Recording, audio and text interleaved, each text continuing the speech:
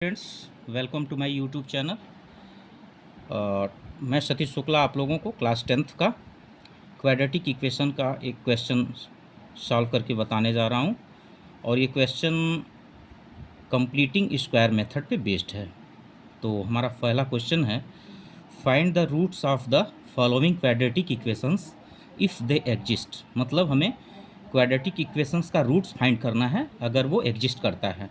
किस मेथड से करना है? By the method of completing the square, यानी कंप्लीटिंग स्क्वायर मेथड से हम इस क्वेश्चन को सॉल्व करेंगे। तो हमारा इक्वेशन है 2x² minus 7x plus 3 is equal to 0। अब इसमें हमारा फर्स्ट टर्म जो है 2x², अगर हम इसका स्क्वायर रूट फाइंड आउट करें तो ये हो जाएगा √2x का होल स्क्वायर। √2x का होल स्क्वायर करेंगे तो 2x² हो जाएगा। इसके बाद हम इसको लिख सकते हैं -2 इंटू फर्स्ट टर्म √2x। अब ये 2 इंटू √2x है और ये हमारा जो सेकंड टर्म है -7x है। तो यहाँ पे हम किस नंबर से इसको मल्टीप्लाई करें कि ये -7x के इक्वल हो जाए? तो हम थोड़ा सा यहाँ पे रफ करते हैं। सपोज़ हम यहाँ पे रफ करते हैं।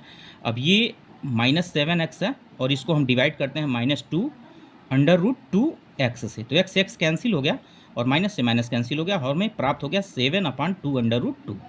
हम इसको 7/2 √2 से मल्टीप्लाई कर देते हैं। तो 7/2 √2 से जब इसको मल्टीप्लाई करेंगे तो हम पाते हैं क्या कि √2 से √2 कैंसिल होगा, 2 से 2 कैंसिल होगा और ये -7x के इक्वल होगा। तो मतलब अगर हम -7x को इस फॉर्म में भी लिख सकते हैं। अब ये हमारा a माइनस बी का होल स्क्वायर पकड़ेगा। यहाँ पे √2x² है -2a और ये b हमारा हो गया 7/2 √2। तो हम अगर इसको लिख सकते हैं प्लस 7/2 √2 का होल स्क्वायर। अब हमने एक्स्ट्रा 7/2 √2 का होल स्क्वायर ऐड किया तो इतना ही अगर हम माइनस कर दें तो इक्वेशन बैलेंस रहेगा, उसमें कोई परिवर्तन नहीं होगा। इसको हम लिख सकते हैं -7/2 √2 का होल स्क्वायर। जितना हमने प्लस किया उतना माइनस कर दिया। इसका मतलब जो हमारा ओरिजिनल इक्वेशन उसमें कोई चेंजिंग नहीं हो रही है। और इसके बाद से हम इसको +3 इज इक्वल टू 0 कर देते हैं। अब हम जो है इसको हल करते हैं। तो ये जो हमारा ऊपर का है √2x² minus 2 into √2x plus into 7/2 √2 plus 7/2 √2 का होल स्क्वायर, इसको हम लिख सकते हैं a माइनस बी के होल स्क्वायर में। तो अब इसको हम लिख सकते हैं √2x माइनस 7/2 √2 का होल स्क्वायर। अगर इसको ओपन करते हैं हम तो 7 का स्क्वायर करेंगे तो ये 49 हो जाएगा। 2 √2 का स्क्वायर करेंगे तो 2 2 ज़ा 4 और 4 2 ज़ा 8 और ये +3 इज इक्वल टू 0। 7/2 √2 का होल स्क्वायर करेंगे तो ये 49/8 हो जाएगा। इसके बाद से हम इसको लिखते हैं √2x माइनस 7/2 √2 का होल स्क्वायर माइनस 49 प्लस 8 और 3 का मल्टीप्लाई करेंगे तो 24 हो जाएगा और /8 इज इक्वल टू 0। फिर इसको लिखते हैं √2x माइनस 7/2 √2 का होल स्क्वायर माइनस -49 और +24।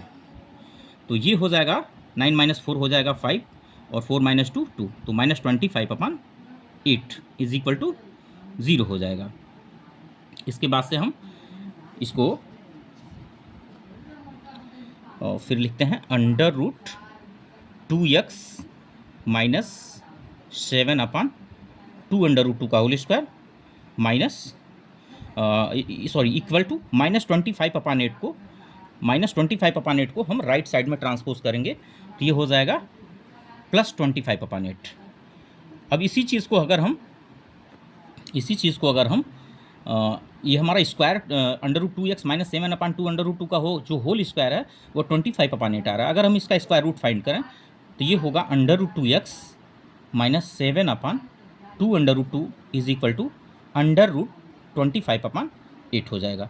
इसको लिख सकते हैं √2x minus 7/2 √2 is equal to 25 का स्क्वायर रूट 5 होगा और 8 का स्क्वायर रूट 2 √2 हो जाएगा। √2x इज इक्वल टू ये हो जाएगा 5/2 √2 और माइनस 7/2 √2 को राइट साइड में ट्रांसपोज करेंगे, ये हो जाएगा +7/2 √2। √2x इज इक्वल टू, अब दोनों का डिनोमिनेटर सेम है, हम इसको डायरेक्ट ऐड कर लेते हैं तो ये हो जाएगा 5 + 7/2 √2। √2x is equal to 7 5 12/2 √2। 12 को 2 से डिवाइड कर देंगे, 2 6 12, ये हो गया √2x इज इक्वल टू 6/√2। तो यहाँ से x का वैल्यू जो हमें फाइंड आउट होगा वो होगा 6/√2। √2 से हम इसको डिवाइड कर देंगे, तो x का जो वैल्यू फाइंड होगा हमें ये हो जाएगा 6/√2। ये डिवाइड मल्टीप्लाई में कन्वर्ट होगा और ये 1/√2 हो जाएगा, और x का वैल्यू हो जाएगा 6/√2 का मल्टीप्लाई करेंगे 2 हो जाएगा, और 6 को 2 से डिवाइड करेंगे 3, यानी x का एक रूट हमें 3 प्राप्त हो गया। और जब हम यहाँ पे स्क्वायर रूट फाइंड किए हैं तो जो भी स्क्वायर रूट फाइंड आउट होता है वो प्लस और माइनस दोनों में प्राप्त होता है, तो हमने प्लस साइन लेकर के ये x का वैल्यू फाइंड आउट किया हुआ है। x का वैल्यू जो हमने फाइंड आउट किया हुआ है वो प्लस साइन लेकर के किया हुआ है। अब हम माइनस साइन को लेते हैं अगर, तो ये हमारा हो जाएगा √2x minus 7/2√2 is equal to -5/2√2। जैसा कि हम देख सकते हैं √2x minus 7/2√2 is equal to minus sign लिया, जो कि स्क्वायर रूट प्लस और माइनस दोनों में आता है, तो -5/2√2। अब हम इसको लिख सकते हैं √2x इज इक्वल टू -5/2√2, -7/2√2 को राइट साइड में ट्रांसपोज करेंगे, ये +7/2√2 होगा, तो ये हो जाएगा √2x इज इक्वल टू, अब इसको हम लिख सकते हैं -5 + 7/2√2, यानी √2x इज इक्वल टू, तो -5 + 7 ये होगा 2/√2, 2 से 2 कैंसिल होगा, और √2x इज इक्वल टू हो जाएगा 1/√2, तो x का वैल्यू होगा 1/√2, और इसको हम डिवाइड करेंगे √2 से, तो x का वैल्यू होगा 1/√2 डिवाइड मल्टीप्लाई में कन्वर्ट होगा, और ये रेसिप्रोकल हो जाएगा इसका, तो 1/√2 होगा, और x का वैल्यू हो जाएगा 1/√2 का मल्टीप्लाई करेंगे तो ये 2 हो जाएगा। तो x के दो वैल्यूज़ हमें फाइंड होंगे, एक x का वैल्यू 1/2 प्राप्त होगा और एक x का वैल्यू 3, 2 रूट इसके पॉसिबल हैं।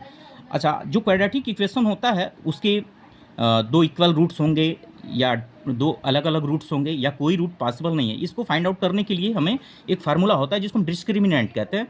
डिस्क्रिमिनेंट इज इक्वल टू होता है b² - 4ac, कोई भी क्वाड्रेटिक इक्वेशन हो, अगर उसमें d का वैल्यू 0 के इक्वल है तो टू इक्वल रूट्स एग्जिस्ट, और अगर d इज ग्रेटर देन 0 हो तो टू डिस्टिंक्ट रूट्स और एग्जिस्ट, और अगर d is greater less than 0 हो नो रूट्स एग्जिस्ट।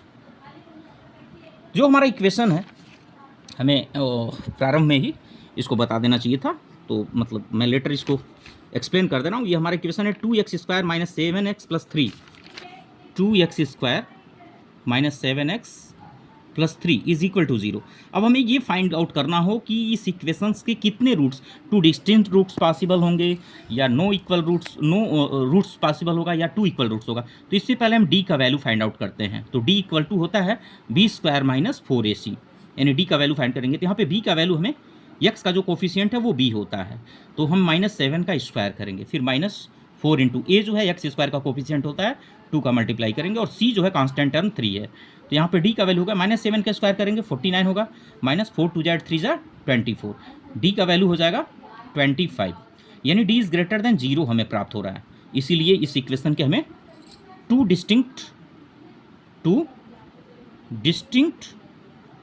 रूट्स और एग्जिस्ट, और दोनों रूट हमने इसको फाइंड आउट भी किया है।